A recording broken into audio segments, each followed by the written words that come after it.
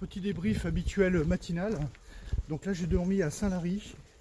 Alors c'est génial parce que j'ai pu me laver, j'ai pu laver toutes mes fringues.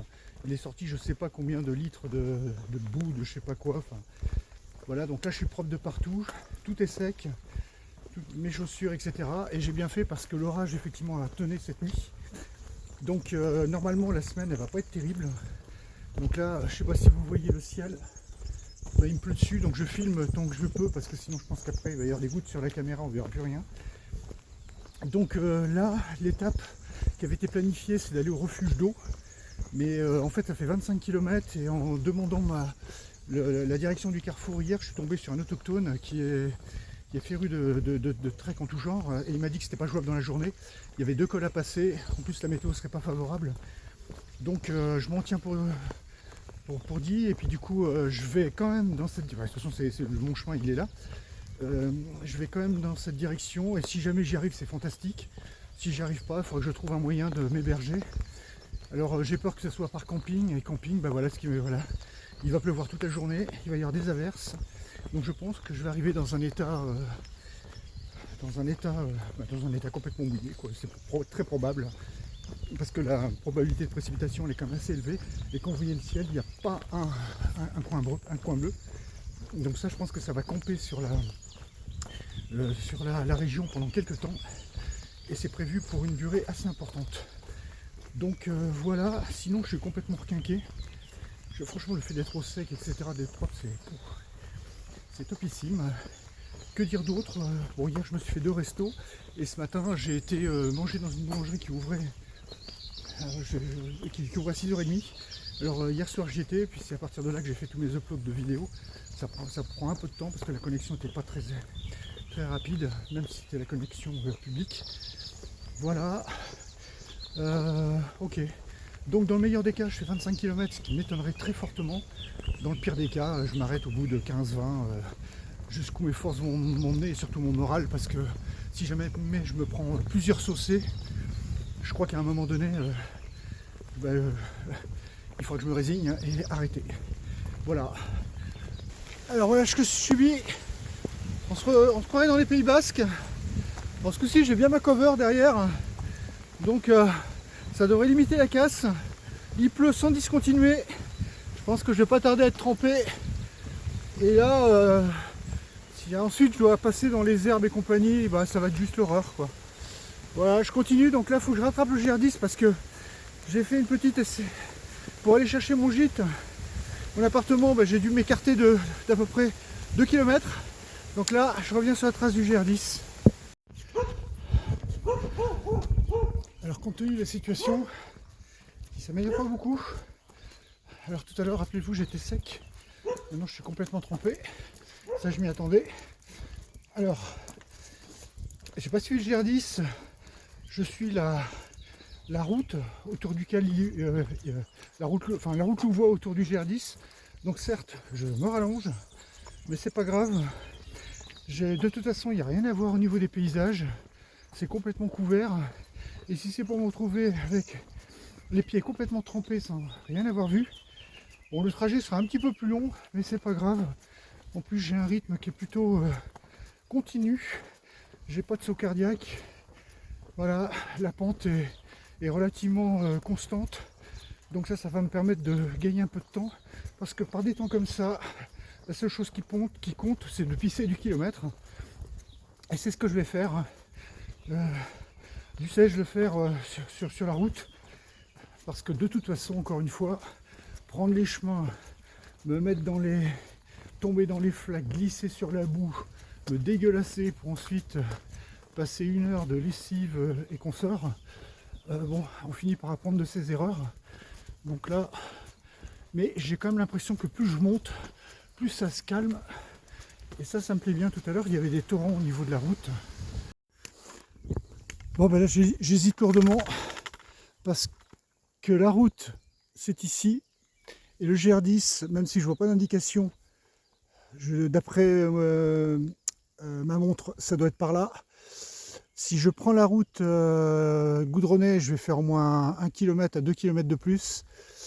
Ici, je chante ce 2 km. Mais par contre, si c'est mouillé au sol, je vais D'ici 2 km, d'ici 1 km, je pense que j'aurai les pieds tout trempés. Je pense que je vais quand même prendre le GR10 pour des questions de distance, mais franchement, c'est... De toute façon, un peu plus loin, je dois rattraper la route, je vais la longer, donc si je vois que c'est trop la cata, bah, je la rattraperai. Allez, on y va. Voilà, là vous avez la configuration typique de ce qui vous trempe les bas de pantalon et les chaussures. Voilà. Donc dès que je peux, je rattrape la route, elle doit être un petit peu plus haut. Que je regrette de ne pas avoir pris la route. J'ai déjà les pieds tout trempés, enfin le pied gauche.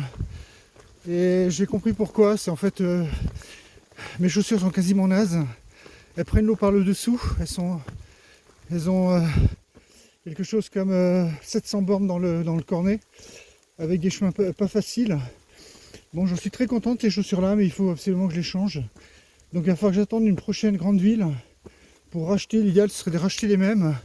Et ça va venir avec son cortège d'ampoules, de brûlures, enfin de douleurs aux pieds. Mais j'ai pas le choix. Celles-ci, elles finiront pas le trajet. Alors c'est une maison. Là, ce que j'aimerais bien, c'est rattraper la route goudronnée qui est au-dessus. Alors je trouve pas de petit chemin qui y va. Et ça m'embête. Parce que là, sincèrement, regardez le sol. Hein, enfin, de toute façon, ce qui est surtout embêtant, c'est quand les herbes se rabattent sur le chemin. Et bien à chaque fois, moi je récupère de la flotte sur mon bas de pantalon. Et ensuite, eh ben, ça coule sur les chaussures. Puis forcément, par le haut, c'est moins étanche aussi. Voilà. Donc, voilà, ben, pour le coup, voilà comment on se transforme un peu le GR10. Donc là, je suis vraiment trempé. Ça commence à migrer vers le slip. Je crois que tout va y passer. J'ai super froid. Ça me rappelle vraiment les Pays Basques. Voilà. Donc l'objectif, je crois qu'il ne sera pas tenu aujourd'hui. Il faut que j'arrive à trouver quelque chose à Loudunville. Et déjà, il faut que j'arrive là-bas. Pas transit froid comme c'était le cas la dernière fois. Sachant que là, avant, j'avais quand même une target. Hein. À Logibar, j'avais quand même quelque chose de réservé. J'étais sûr d'atterrir dans du dur. Et donc être sec et pas me sécher, etc. Là, j'ai rien du tout. Donc ça risque d'être un peu compliqué aujourd'hui. Bon, je l'ai déjà vécu, je pense que je vais trouver des solutions. Mais voilà typiquement ce qu'il faut faire. En tous les cas, à la limite, je marchais dans l'eau, ça ne changerait pas grand chose. Dans la mesure où je suis complètement mouillé. Alors, au dernier moment, j'ai décidé de reprendre le GR10. Alors que je m'étais promis de rester sur la route encore une fois. Parce que j'ai vu que la route a divergé à un moment donné. Et sincèrement, j'avais vraiment pas envie de faire demi-tour. Je me suis trempé pour tremper. Mais malgré tout, je l'avais encore en bas. Le problème, c'est qu'on ne sait jamais à quel moment on pourra récupérer le GR10. J'ai pas vu de transversal pour le récupérer. Donc prendre ce risque quand il fait un froid comme ça me tente pas plus que ça. Sur le GR10, je suis sûr d'avancer dans la bonne direction. Là, la route goudronnée, j'ai vu qu'elle louvoyait quand même pas mal. Et ça m'aurait rallongé, enfin ça me rallongerait beaucoup. Voilà, donc là je vais traverser un troupeau de moutons. J'espère qu'il n'y a pas de patou dans le coin. Allez, on y va. Bon, inutile de répéter que là je suis complètement trempé. Ça j'ai déjà expliqué plein de fois. J'ai rajouté mon poncho par-dessus. Mais mon pantalon, je ne sais pas si vous allez bien voir. Hein. Enfin tout est trempé là. Je pense que je ne vais pas pouvoir continuer beaucoup plus loin comme ça. C'est trop dangereux, j'ai trop froid. Donc en bas, alors je sais pas si on va le voir ici. Oh, on voit pas. Enfin, moi, il y a une ville un peu plus bas là. On la voit pas très bien, mais je vais essayer d'y aller parce que sincèrement, je me sens pas à l'aise là. J'ai l'impression aussi que j'ai pas dû. Il faut absolument que je change mon matériel. Il y a un truc qui va pas là. C'est pas possible. Là. Voilà, alors là il n'y a pas d'eau dans les. Mais là, voilà, tout en bas, regardez là, il y a plein de flotte partout. Voilà le temps. Il n'y a rien, il n'y a pas un ciel bleu qui peut se dessiner. Je pense que c'est trop risqué d'essayer de monter des cols par ces températures. Je pense qu'il doit faire 10 degrés, quelque chose comme ça. Les gants, je ne peux pas les mettre parce qu'ils ne sont pas étanches et du coup ils vont être très vite mouillés et finalement ils ne serviront à rien. Donc il faut vraiment que j'arrive à me mettre au sec. Bon, ben j'ai trouvé cette petite cabane de fortune. Et encore une fois, heureusement que j'ai pu la trouver. Parce que ça m'a permis de remettre des affaires sèches et de pouvoir repartir. J'ai appelé entre-temps, j'ai réussi à trouver la disponibilité sur un refuge qui est pas très loin d'ici. Donc je vais y aller. Alors, je vais être sûr de rien oublier. Voilà, donc un petit peu la petite cabane. Alors c'était juste pour m'abriter. J'ai pu manger, j'ai fait un petit café chaud, je me suis réchauffé avec le réchaud. J'ai les pieds qui sont encore gelés, mais par contre le haut du corps est sec. Voilà. Donc là je vais repartir. Ouf. Et puis bien sûr il pleut toujours. Voilà la petite cabane en question. Faut pas que je me casse la figure quand même.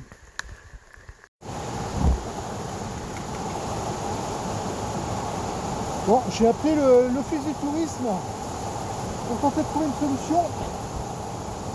Donc il y avait deux options, le camping en bas, et j'ai appelé, donc ça répond pas. Je vais passer à côté, et j'avais une autre option, c'était Germe. Et en fait, ils n'ont pas répondu la première fois, j'ai rappelé la seconde fois, et a priori il y a une place, il y a de la place. Donc je pense que c'est là-bas que je vais aller. Mais avant, il faut vraiment que j'achète du bon matériel parce que c'est vraiment pas normal que j'ai froid à ce point-là. C'est pas normal. Ce que j'ai acheté, c'est pas étanche.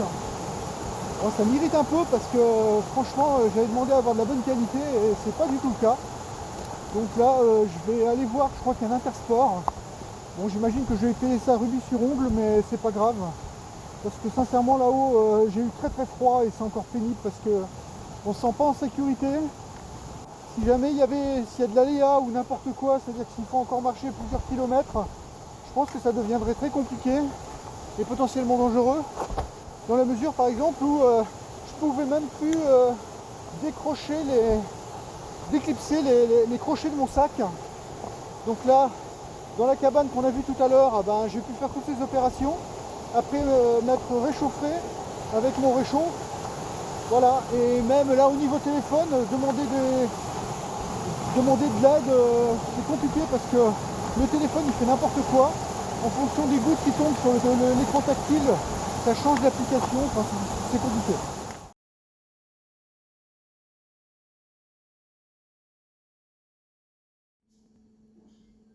Bon, je suis toujours bloqué au refuge de Germe en attendant des jours meilleurs. Voilà, il pleut, il pleut, il pleut, il pleut. Heureusement, je suis au chaud. J'espère que mes affaires sont sèches pour demain. Et l'idée, c'est de partir au lac d'eau. Je vais essayer de réserver ce soir. Et là, je m'ennuie un peu. Je ne peux rien faire d'autre qu'attendre.